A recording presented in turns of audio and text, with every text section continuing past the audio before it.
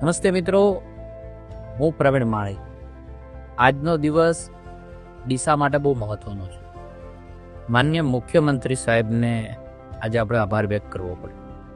10 ગામની જે અવરજવર છે એવો એક રસ્તો માલગઢ ડોલીવાસનો રસ્તો જે કહેવાય કે ડીસા શહેરને જોડતો, રોજે રોજ જે લોકો પોતાને રોજગાર માટે કરીને રોજ 2 વ્હીલર 4 વ્હીલરમાં આપતા હોય છે, બજાર જે લોકો આવતા હોય છે, જેને નેશનલ હાઈવે ન જવું એવા લોકો નદીમાં પસાર વર્ષોથી થાય છે.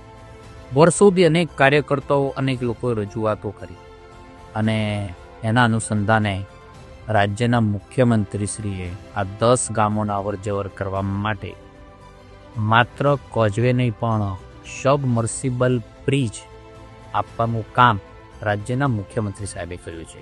એટલે કે 23.33 કરોડના ખર્ચે આ સબમર્સિબલ બ્રિજ આપવાનું કામ રાજ્યના મૃદુ અને મક્કમ મુખ્યમંત્રી શ્રી કર્યું છે.